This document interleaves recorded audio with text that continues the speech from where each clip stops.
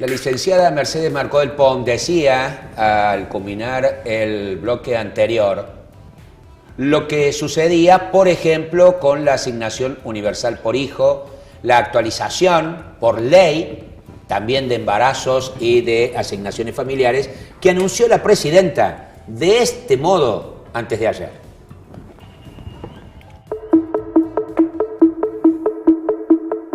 Quiero anunciarles hoy, no la creación por ley, porque yo quiero también desasnar a algunos borricos que sí, que decían que no teníamos ley. Sí, la asignación universal por hijo y la asignación universal por embarazo son ley en la Argentina. ¿Son ley por qué? Porque fueron creadas mediante un instrumento que se llama Decreto de Necesidad y Urgencia, que fue remitido al Congreso y al ser aprobado por el Congreso queda convertido en ley. Es más, integra la ley 24.714 en los incisos I y J a través del decreto 1602, que firmé en el año 2009 cuando creé la asignación universal por hijo, y del decreto 446 del año 2011 cuando creamos la asignación universal por embarazo. Es ley. Los que decían que había que asegurarla por ley es porque no se habían puesto a estudiar. ¿Qué es lo que voy a mandar entonces al Parlamento? Voy a mandar al Parlamento una ley de movilidad que va a ser aplicar el índice que se le aplica a las jubilaciones, también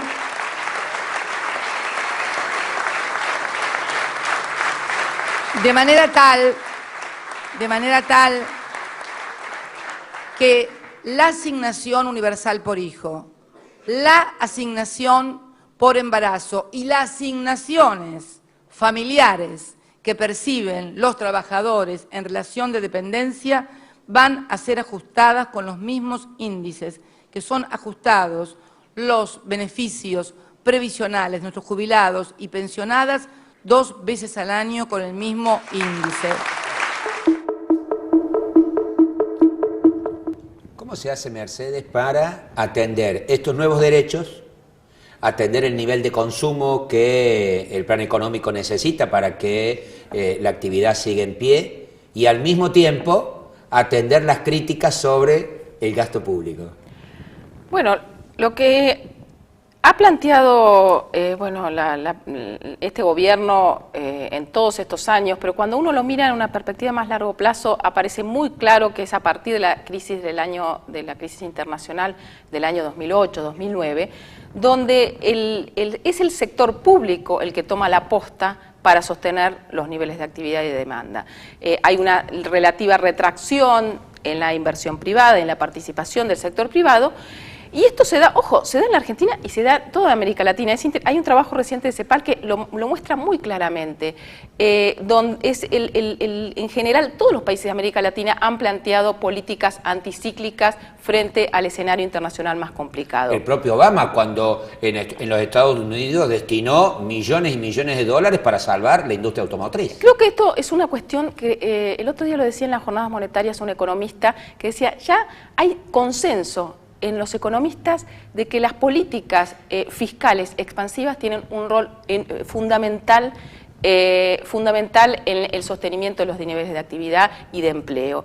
Esta medida va destinada justamente en un país que está creciendo menos y que está con el sector privado esperando ahí y que no invierte, y con un mundo donde se demanda menos productos de los que vende la región y los que vende Argentina. Esto está impactando también en las cuentas fiscales, porque no solamente es que aumenta el gasto, sino que también ha habido una relativa desaceleración de los ingresos que tiene que ver con cuestiones endógenas, ¿no? Porque por eso tenemos muy cerca, que creo que hay que recordarlo, está lejos en kilómetros, pero lo que está pasando con Grecia. Grecia está metida en ese círculo vicioso que tuvo la Argentina, sobre todo a los fines de la convertibilidad, cuando implesionó el régimen, cuando se pensaba que se iba a resolver el problema fiscal achicando el gasto, haciendo ajuste, achicando los salarios de los trabajadores, de los docentes, las jubilaciones, etcétera. Y a Grecia, que está metida justamente en este mismo círculo vicioso, ¿qué le está reclamando la Troika? Más ajuste de jubilaciones y subvenciones. Que baje y la es una jubilación. extorsión enorme, porque esa capacidad de extorsión la tienen, y esto, insisto, volvamos a lo que planteamos al principio, los mercados financieros internacionales, el pensamiento único, ¿tiene capacidad de extorsión y de disciplinamiento si el país ha perdido soberanía? Y Grecia ha perdido soberanía porque está hiperendeudado. Entonces, me parece que esto que planteó la presidenta, decir, bueno, lo vamos a hacer por ley, el ajuste, tiene que ver con tomar el guante en algo que ocurre. Estos derechos que tiene hoy la población argentina, sea kirchnerista, sea radical, sea del PRO, han empoderado al pueblo. Y se tiene que hacer cargo el pueblo de defenderlos hacia adelante, porque como todos los candidatos, aún los de la derecha que están en contra de todas estas políticas, están diciendo ahora sí, nosotros las vamos a mantener y vamos a mantener las convenciones, quiero decir, porque se dan cuenta que esto ya es parte del acervo de derechos del pueblo argentino. Podía ocurrir que no la sacaran, pero que no la actualizaron. Puede ocurrir que no desactiven las convenciones colectivas de trabajo, pero que no las convoquen. Pueden ocurrir tantas cosas que está muy bueno ir marcando la cancha y decir, bueno, esto a partir de ahora va a tener el mismo mecanismo de ajuste, de movilidad, que hoy tienen las jubilaciones de los argentinos, ¿no? Mercedes, vos hacías referencia a, bueno, que los empresarios en los últimos tiempos observan, están acá, no hay inversión. Mucha justificación de esa actitud está sentada sobre que el tipo de cambio está atrasado y que por lo tanto vamos a dejar de ser competitivos. Hemos extraído también del reportaje de Aldo Ferrer lo que habla él sobre el dólar barato y sobre la macroeconomía en relación al tipo de cambio. Escuchemos un minuto.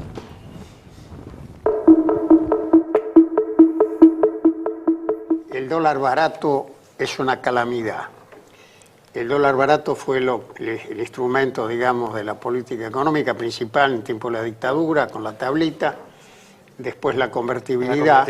Y el dólar barato tiene un efecto muy negativo sobre la actividad económica real en términos de competitividad. Este gobierno cada vez apela más, ¿no? Las a esa herramienta, ¿no? No, el riesgo es claro. El riesgo es que frente a la presión inflacionaria se pise el dólar para evitar, y esto puede a corto plazo aliviar, digamos, la presión inflacionaria, pero deteriora el equilibrio real.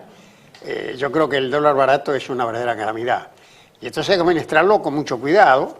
Yo creo que el debate de devaluar o no devaluar me parece que no es lo que corresponde. Acá el tema es cómo conseguimos mantener a largo plazo un tipo de cambio real, competitivo, previsible.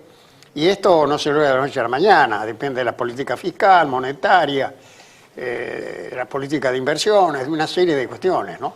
Pero estoy de acuerdo, yo creo que un riesgo es que el gobierno apele a un atraso cambiario sensible.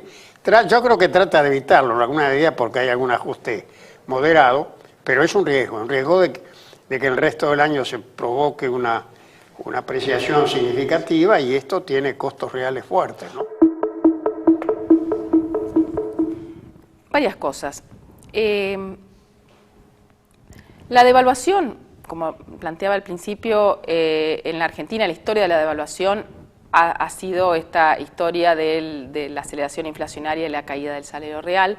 Tiene que existir condiciones que no existen en Argentina y en general en América Latina para que una devaluación no suponga una transferencia a los salarios, una caída a los precios y por lo tanto una caída de los salarios. Sin ir más lejos, lo que uno advierte en el caso de la Argentina es que se devaluó y el año pasado las exportaciones cayeron, que Brasil devaluó una barbaridad este año y este año las exportaciones le siguen cayendo y le siguen cayendo y le siguen cayendo, se le sigue achicando el desequilibrio comercial. Así que no pongamos el tema de que la devaluación va a resolver. Sacamos, porque muchas veces detrás de esta idea de la competitividad y de las economías regionales, sin ignorar que hay problemas en las economías regionales, hay problemas con muchas economías regionales, pero hay que buscar las formas para resolverlas que no sea a través de una devaluación como la que están pidiendo muchos en la Argentina. En un mundo donde el comercio internacional ha disminuido prácticamente a la mitad de lo que era hace unos años atrás, antes de la crisis, de que estallara la crisis financiera internacional. En un mundo donde además está habiendo movimientos competitivos de tipo de cambio, a ver, la devaluación no sirve, eso lo plantea la historia, lo plantea la teoría. Entonces, este es el primer punto que quiero hacer. El segundo punto es, ¿está muy atrasado el tipo de cambio en la Argentina? Yo no creo que el tipo de cambio esté muy atrasado, porque esta idea de que el tipo de cambio tiene que seguir a los precios es una idea que se discute solamente acá en Argentina.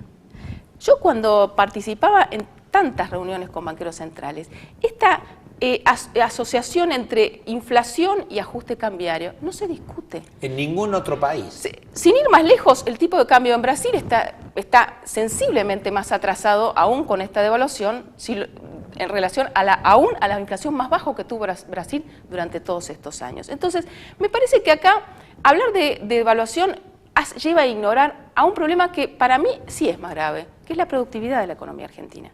Cuando uno advierte que la productividad de la economía argentina creció fuertemente hasta hace unos años atrás y después se estancó, esto nos está hablando de una cuestión que a mi juicio es uno de los desafíos más enormes hacia adelante, es la inversión. El coeficiente de inversión en la Argentina es insuficiente. Tenemos el sector privado dispuesto a asumir el riesgo de seguir invirtiendo, aún con condiciones de rentabilidad interesantes, o están muchos sectores que están además con una enorme exposición en dólares, esperando y pidiendo una devaluación, hablando de la competitividad de las economías regionales, pero en realidad queriendo tener un efecto de riqueza, de transferencia de riqueza que supondría una devaluación como las que muchos están planteando. Entonces, me parece que hay que discutir cuáles son los instrumentos. La cuestión cambiaria, coincido con Aldo, que fue fatal. La tablita de Martínez de Oz, el 1 por 1 de la convertibilidad, nos llevó a la situación de crisis externa que tuvo la Argentina, que se desparramó en términos de empleo, de pobreza, pero no es una bomba de tiempo, porque yo ahora escucho que el establishment está diciendo, uy, las bombas de tiempo quieren llegar hasta octubre. No es así, no es así. No existen condiciones objetivas para que en la Argentina se tenga que producir una devaluación como la que ellos están planteando. Sobre esas condiciones objetivas, para ir cerrando, Mercedes, uno dice, el año próximo y los que vienen, menos carga de servicios de deuda externa, quizás un mundo un poco más estabilizado, si Grecia no sale de la zona del euro y no hay una debacle mayor en Europa, la desaceleración de la economía china quizás también se detenga. Digo, ¿cómo ves la perspectiva en los próximos 2 o 3 años con el próximo gobierno?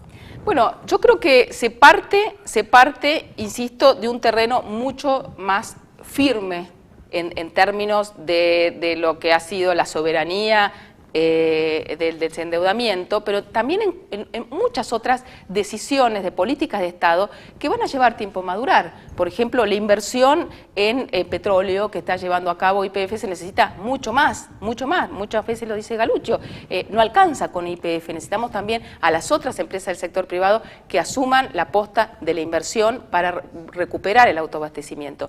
Y está la cuestión del desequilibrio industrial. El mundo no va a estar mucho mejor el año que viene.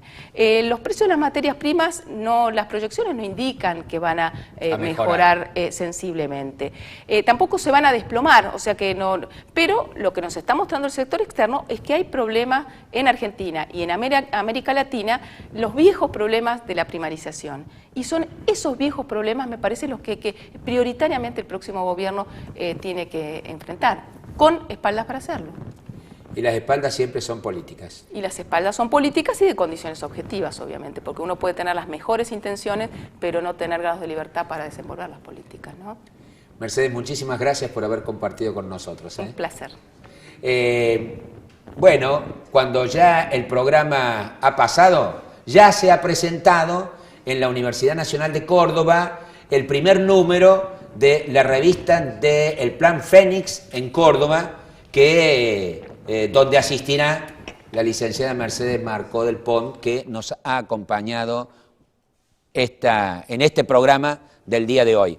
Estamos terminando, le reitero, grabado el programa y por lo tanto, cuando sea emitido, quizás ya exista una resolución por parte del otro candidato a presidente de la Nación por el Frente para la Victoria, el ministro del Interior y Transporte, Randazzo, que todos estamos esperando su decisión si continúa en la carrera hacia las PASO o no. Que termine bien el día. Nos reencontramos el miércoles próximo. Gracias.